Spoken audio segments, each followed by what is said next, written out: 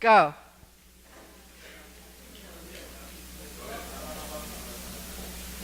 Betty Yee has been an advocate for so many who have lost their voice or are still struggling to find it. For almost 3 decades, Betty has dedicated and directed her finance and tax discipline towards making the vision of justice, equality, and liberty for all a reality. My family was poor, but I grew up in a time that was rich in values. I am grateful for a life lived rich in values. This is what grounds me every day to serve purposefully and making a difference. Betty understands the values that unite people, the values of dignity and respect that embrace the differences among us. The value of opportunity that recognizes the benefit of everyone getting a chance to work, succeed, and thrive to build a prosperous society. The value of service where each of us recognizes there is always someone less fortunate who will need and welcome our assistance. And the value of community that knows no divisions of haves and have-nots, in which we elevate one another in different, meaningful ways. I have seen poverty up close in my own life. I often ask, what has happened? Why are so many among us struggling? How can it be that California, the 8th largest economy, has the highest rate of poverty among the 50 states? We know the answers on how we can lift those who are stuck on the lower rungs of the economic ladder, increasing our investments in public education, restoring our decaying infrastructure, supporting innovation and the emergence of new technologies, ensuring work supports are intact for those who need them, and renewing our commitment to protect our precious environment and natural resources. These are just a few of the reasons I am running to become the next controller of California. As I travel across California, I witness the richness of our diversity and the goodness of our people. And amidst the daunting challenges that many continue to face, Californians are hopeful. Thank you, Democrats, for the privilege and honor of serving our great state.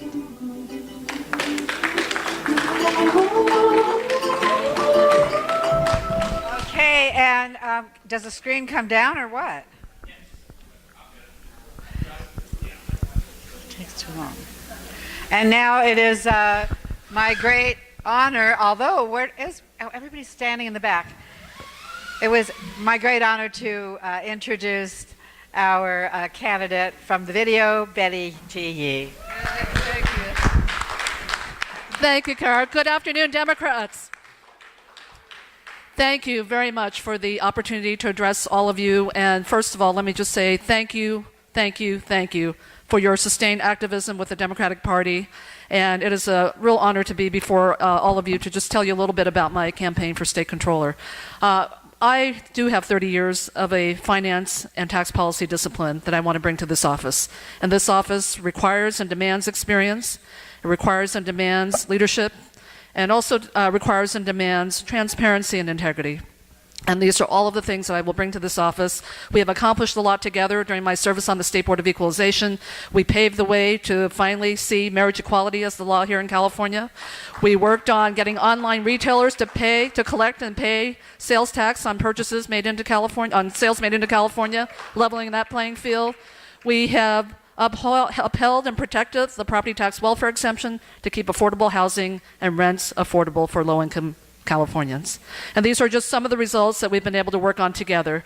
As your next state controller, very, very simple, 3 priorities. I want to lead the discussion and really achieve comprehensive tax reform that's going to make our tax system more fair, sustainable, up-to-date, and stable. Secondly, we have to protect our defined benefit plans under our public pension systems. It is the fastest way that we can exacerbate the crisis of income inequality is by doing away with those defined benefit plans. We will protect them, and more importantly, have more active management of our asset allocation.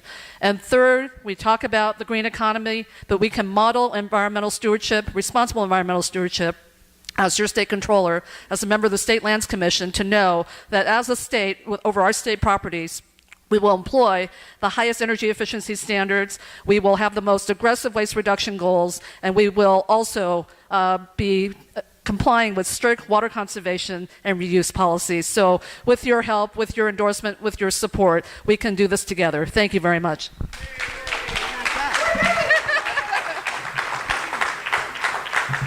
Okay. Thank you, Betty. As state controller, what are the first 3 audits you will direct your staff to perform? Thank you. Great question. So there are many, many areas that could really benefit from more proactive use of state audits. So the first area that I would focus on is really looking at the dollars that are going to be realized by school districts under the, excuse me, got it? Okay. With respect to the new funding for economically disadvantaged and English language learners. So for low-income students, we need to be proactive about being sure those dollars are being directed for the purposes that the legislature intended. So instead of waiting for a crisis to happen, let's audit a sampling of school districts to be sure those dollars are going to their intended use by size of district, by geographic region, and the like. And to identify best practices, but also to identify where we may have some problems with the allocation of those funds. Secondly, I would also look at audits to look at a sampling of local governments who are nearing municipal, I hope not bankruptcy, but certainly are having fiscal challenges so that we can identify where those financial risks are, and also put out information about how we can avoid the ultimate of municipal bankruptcy. And then thirdly, really looking at shoring up our financial management across all of our state agencies and state government. We are losing a lot of financial institutional knowledge in our state government, and we need to shore that up. We don't want to read another headline like we did a year ago, last November, where the Parks Department found $54 million they didn't know they had. So we can do better. Okay, thank you. The controller has created numerous asset building and financial literacy programs to help low-income individuals and families climb the economic ladder. Which programs will you continue, and what will you start? Excellent, thank you. So I want to applaud our current controller for really placing a lot of focus on financial management skills building.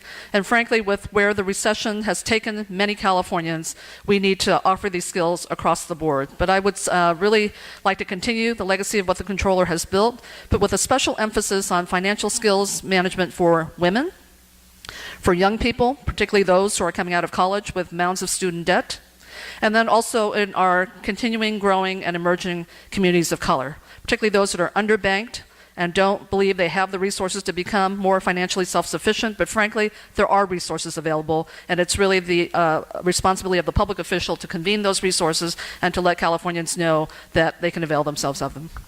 Great. Okay. How do you propose to reduce the state's $65 billion OPEB, which is other post-employment benefits, such as health care premiums, life insurance premiums, and deferred comp liability? How do you reduce this liability? Sure. So all of these liabilities that we're talking about really should be done in concert with those whose benefits will be ultimately affected.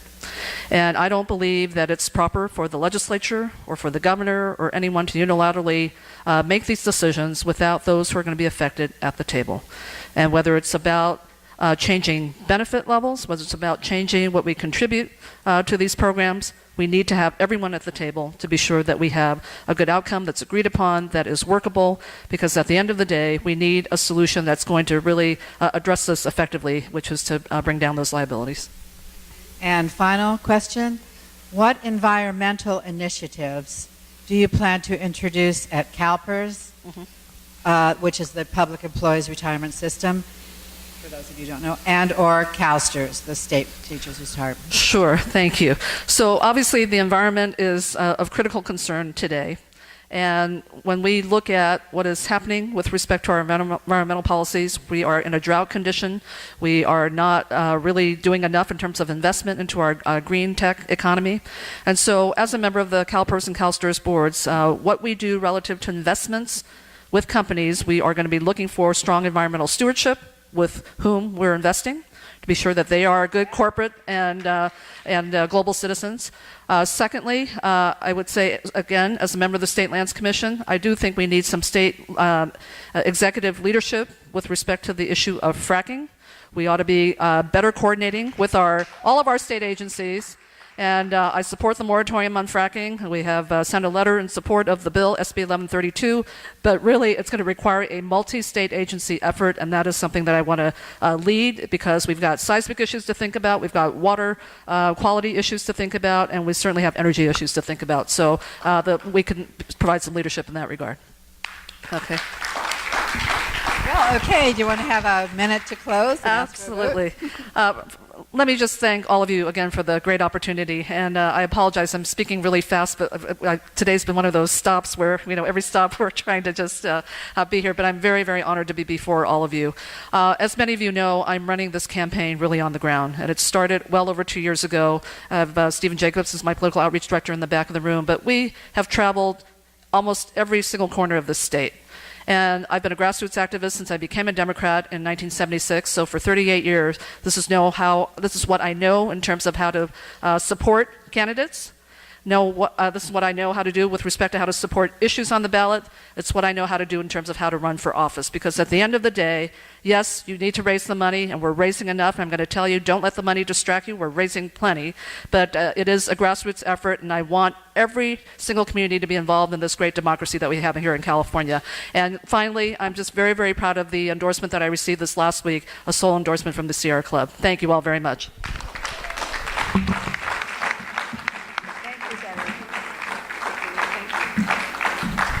Great. Okay, next campaign video will be of, the screen's going up, will be of Betty's opponent in the race, Speaker John Perez.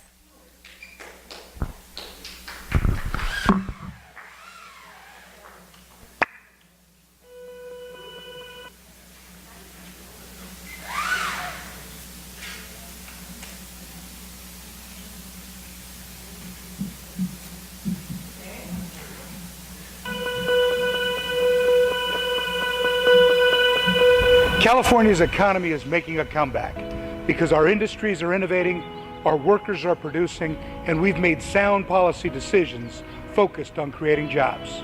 I've been blessed to work up and down our state to improve the lives of Californians as a union organizer, Democratic activist, and now as your speaker. I'm running for state controller so I can continue to work with you, creating opportunities for California to thrive and build a strong fiscal future consistent with our democratic values. John A. Perez has fought for democratic values and broken barriers throughout his life.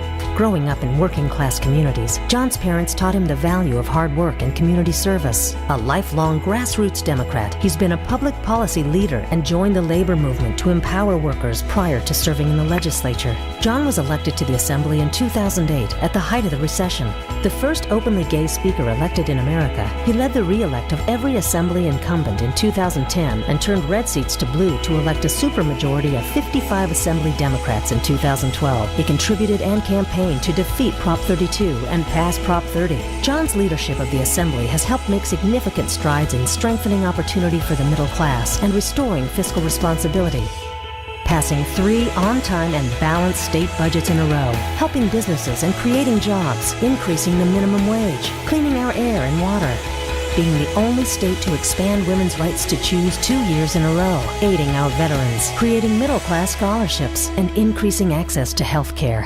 Our pathway to victory is to fight for everyone to have the opportunity to live their American dream.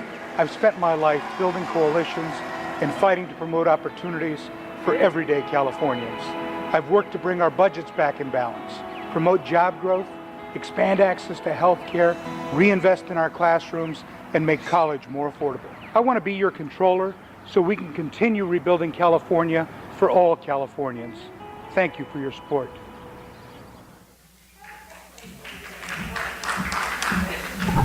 Now I'd like to call up Dante Atkins, who will be the surrogate for Speaker Perez.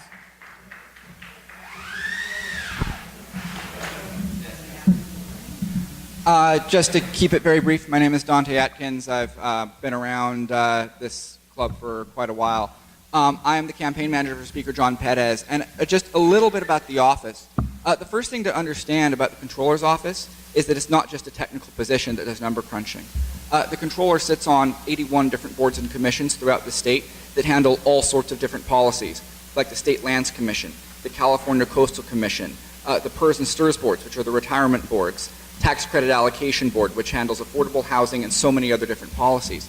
And so the type of person that you're looking for to be your next controller is someone who not only has the fiscal experience of having actually negotiated budgets and dealt with both the Republican and Democratic governor on negotiating budgets, but someone who has legislative experience on all these other issues that the controller has to deal with. And there's only one candidate who actually has all that experience in actually negotiating budgets and passing them, 3 on-time balanced budgets in a row for the first time in 30 years, and someone who has passed successful progressive legislation on just about every single other policy area that the controller's office touches, whether that's tax policy, education policy with the Middle Class Scholarship Act, restoring $2 billion worth of education funding from the fact that our bond rating has gone up 2 years in a row.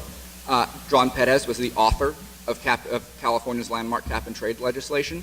I'm just going to keep this short so you guys all don't get bored, but the bottom line is whether it's the environment, whether it's women's rights to choose, whether it's LGBT, whether it's tax policy, or whether it's passing actual balanced budgets and actually knowing how to do it and actually having done it, John Perez is the best qualified candidate in this race. Sure, I will be more than happy to answer those questions. All right, so as state controller, what do you think the first 3 audits that John Perez was okay, sorry. What are the first 3 audits that the staff would be directed to perform? Well, the first thing that you want to do is a top-to-bottom review of state agencies, because that's the controller's job, is to make sure that taxpayer money is being well spent. One of the other things that you want to do is, and this is a huge focus, is you've got a lot of local governments, municipal governments, that are threatening bankruptcy or nearing bankruptcy, and a lot of the time it's in more conservative areas where these local governments are actually trying to do this so they can get out of their pension obligations to their workers. So that's one of the things that you're going to want to audit as well, and the Speaker has an amazing track record of actually fighting for preserving public pensions. Both when Schwarzenegger tried to eliminate our defined benefit plans, it was Speaker Perez who said no, and then when Jerry Brown actually tried to impose his 12-point plan for pension reform, the Speaker also said no, even to a Democratic governor saying we're not going to do that, and we passed PEPRA instead, which actually preserves defined benefit systems. So that's the second one. And the third is obviously public education systems. You've got to make sure that public education is getting the funding that it deserves, and that no district is being shortchanged or undercounted. Great, thank you. All right. The controller has created numerous asset building and financial literacy programs to help low-income individuals and families climb the economic ladder. Which programs will he continue, and where will he start, or what will he start? John Perez has a great working relationship with Controller John Chung, and one of the things that Speaker Perez did in his district is he worked with the Korean community. The 53rd Assembly District moves from downtown, basically the east side, Boyle Heights, all the way into Koreatown. And one of the things that he did was partner with Korean churches and other local organizations to work on tax assistance and financial literacy for non-English speaking communities in his district, and including the Korean community. That's the type of program that we should have across the state, so that it's not just reliant on assembly members individually taking initiative to be able to do these programs. We should be having statewide systemic outreach on financial literacy to underserved communities so that we can make sure that everybody knows how to fill out a tax return, for instance. These are things that we take for granted. But these are things we can't take for granted. And so we need the type of we need to take Speaker Perez's track record of systemic outreach to minority communities and move it statewide. Thanks. Okay, how will he propose to reduce the state's $65 billion OPEB liability? That's a difficult question, because you are talking about systemic unfunded liabilities here. Now, a couple of different things on this. So you have unfunded liabilities in the PERS system, which is the Public Employee Retirement System, and in the STRS system, and that is the State Teacher Retirement System. And the ways you can address those are a little bit different. The PERS board, on which the controller sits, one of 3 people, has the authority to adjust contribution rates just independently. The STRS board, that has to be done legislatively. The STRS board, which the controller also sits on, doesn't have the authority to do that. So the approaches that you have to take to both of those are different. At the same time, there are legislative approaches. There are changes to how you do asset allocation. And the bottom line on this is it takes a little bit of everything. There is no one systemic solution. You deal with asset allocation, and you try to adjust contribution rates manually, perhaps, or using the legislature, using the PERS board. But the bottom line is everybody has to be on the table, because if you're contemplating making your public employees or your state teachers pay more, you have to get them involved in the process. Wow, Dante, you should be running here. Okay, your last question. What environmental initiatives do you think the speaker plans to introduce at CalPERS and or CalSTRS, which you may have sort of just answered? Not just CalPERS and CalSTRS. But what John Chang has done, and this is a massively important thing, is he's created a deputy controller for the environment. And what that deputy controller does is look at every aspect of the controller's office, whether it's the State Lands Commission and the California Coastal Commission on which the controller sits, or whether it's the PERS board and the STRS board and how we invest our retirement dollars, to ensure that every single thing the controller's office does is viewed through an environmental policy lens. And John Perez wants to continue that. Again, appointing a deputy controller for the environment. And this is reflected in a few different ways. First of all, you have to be responsible in your approaches to how you vote on the California Coastal Commission and the State Lands Commission to make sure you are actually doing the environmentalist thing. And you can trust John Perez to do that because he served on the board of the California League of Conservation Voters for somewhere around 15 years, I think, starting in 1994, and he has their endorsement. But with specific regard, because the question was about the PERS and STRS systems, right? Asset allocation is crucial. And you can't just look at rate of return when you do asset allocation. Obviously, you have an obligation to make sure that your rate of return is good and your public employees and your teachers actually get the pension they deserve from their defined benefit plans. But if you're doing that entirely at the expense of the future of the state by, say, investing in companies that are not sustainable or investing in companies that aren't socially responsible, that's not a good thing. So you have to take environmental policy into consideration with your asset allocation. Last thing I want to say on this, like I said, John Perez authored the cap and trade bill, landmark legislation in California, and he is vocally supportive of SB 1132, which is Holly Mitchell's fracking ban, and he will champion it when it gets to his side of the legislature.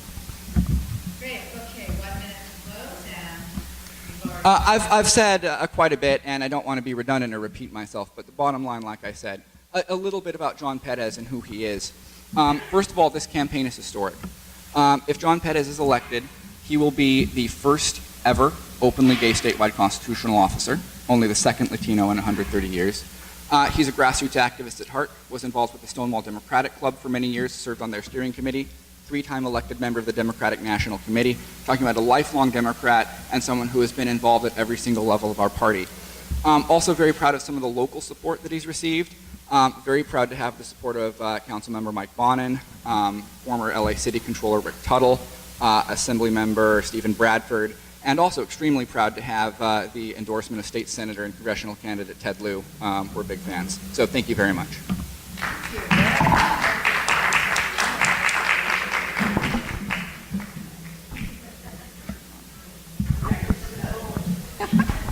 Okay.